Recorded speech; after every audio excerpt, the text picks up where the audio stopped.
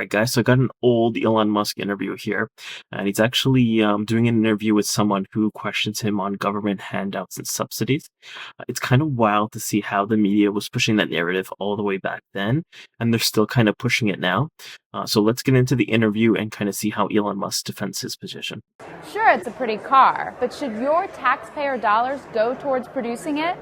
We asked Tesla CEO Elon Musk about one of the company's biggest controversies. New York Times did this piece that everyone in Silicon Valley got very up in arms about, saying that, that the government money going to Tesla would be this, huge risk of capital that would only benefit the wealthy and venture capital backers who would put money in the company, and called the Roadster basically a $109,000 concept car.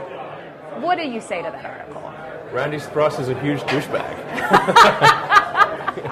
And an idiot. Okay? First of all, what is he doing picking on an electric car company? I mean, why would he pick on the little guy who's trying to do good when you've got egregious wastes of money in the tens of billions occurring in Detroit? Why? He knew that we told him we're working on an electric smart. Okay, this technology is going into a mass market car. We're developing the sedan, which is half the price. And even, that's equivalent to a Ford Taurus, to $35,000 car. We're getting there as fast as humanly possible.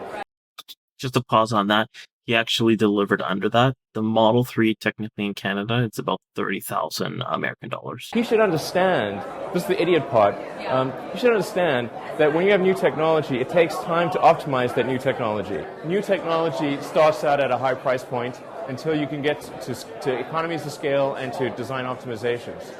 So effectively what he would be saying is like, if you can't immediately make some new technology mass market affordable by anyone, you shouldn't do it. Right. And it shouldn't be supported. That's ridiculous. And how can somebody from Silicon Valley say that? Yeah. Well, a lot of people agreed with you. Yeah. That came out. There was a huge outpouring of letters to the editor, and actually, I should point out, the New York Times printed a retraction. Oh, did they? Yeah. Well, of course, when they print retractions, it's like on page 27, like microfine. They actually printed a retraction. Yeah. Well, let's get to the issue of what exactly you guys do want. And they still do this today. They still hate on Elon Musk to the point where they have to do retractions in the media. So let me give you an example here. So we got the Globe and Mail, and it says, opinion. SpaceX IPO makes Elon Musk the first trillionaire. Here's how to properly hate him. Wow, using strong words on the titles. How to properly hate him. Like, give me a frickin' break. And of course, on June 12th, the previous headline on this article did not meet the Globe's editorial standard. It has been replaced. But of course, they still kept the main post on how to properly hate Elon, probably because it got them 4.6 million views. So, just on this post here. So they acknowledge that they, messed up, but they still don't take the original post down. So, it's kind of funny how that kind of works. We got Sawyer here making a comment. How dare he create hundreds of thousands of jobs, trillions in wealth for others, accelerate the world's transition to sustainable energy, help paralyzed and or disabled people to become more independent and connect to poor and low income areas to the internet.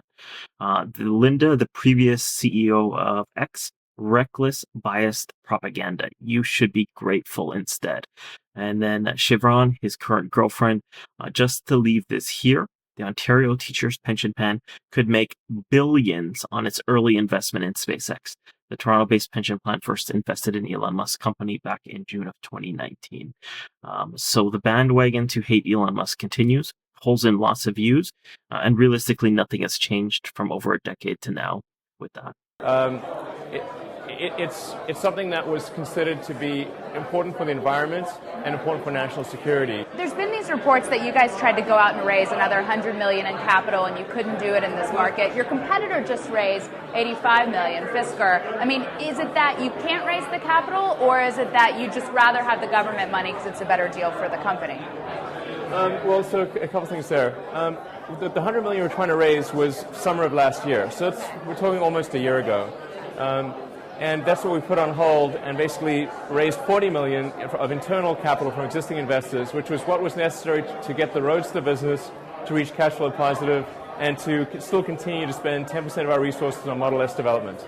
Also, the 85 million or whatever it was that Fisker says they've raised. Fisker is the debt company. That's not enough to They complete never what their development. I would suspect. And just as if we raised 100 million, that wouldn't be enough to complete our development. The Model S program is really close to a $400 million program, of which 350 would come from a DOE loan. And the thing is, the sources of capital that would normally provide that, such as the public markets, the debt markets, they're in shambles. So the thing is, Tesla could raise that money. I believe we could raise that money down the road.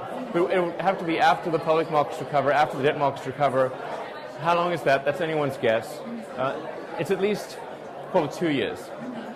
But I'm still confident we could do that. And when starting Tesla and funding Tesla, it was never with the expectation or intent of using government loans.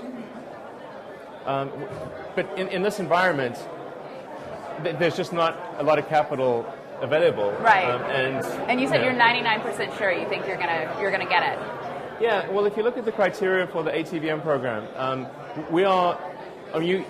if you substituted Tesla for company, it would be like a perfect fit.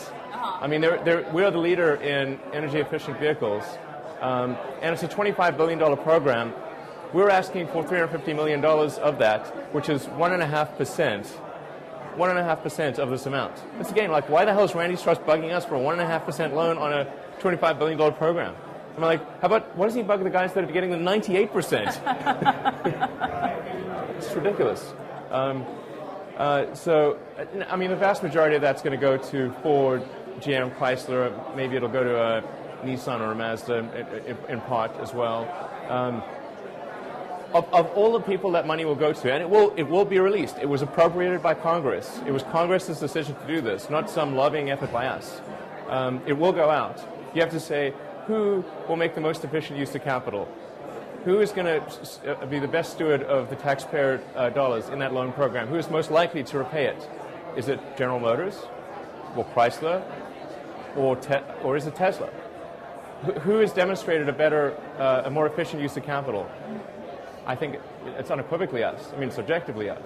We will only, all existing investors in Tesla, me or common stockholders, the employees, will only get paid back if we repay that entire loan to the government. Mm-hmm. So you have a huge incentive to do it, obviously.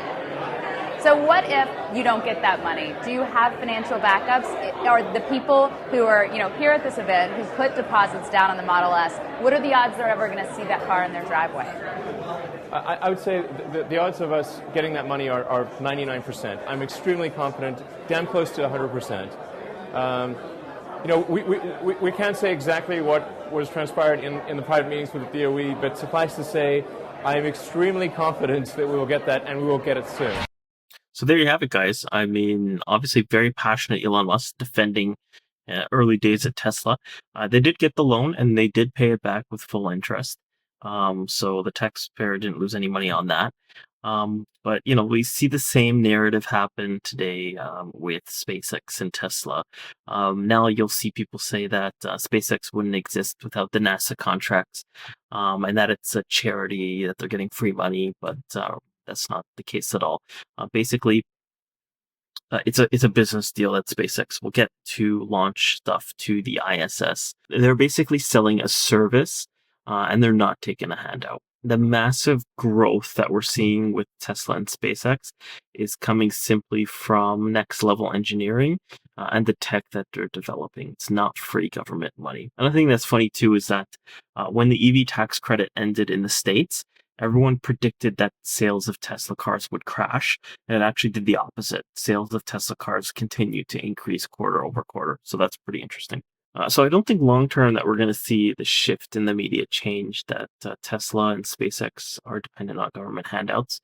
The media keeps pumping these shitty articles like the Globe and Mail did that continue to essentially be propaganda against Elon and his companies. It's kind of funny when they have to backtrack. They have mud on their face, but at the end of the day, I don't think they really care. So what do you guys think? Do you think the criticism against Elon is fair in regards to the subsidies? Or is it really just an outdated propaganda tool that the media just likes to stick with for clicks on their articles? Drop a comment, let me know. Please make sure you subscribe, like the video, and then I'll be sure to post some more old Elon Musk interviews for you guys. Thanks so much.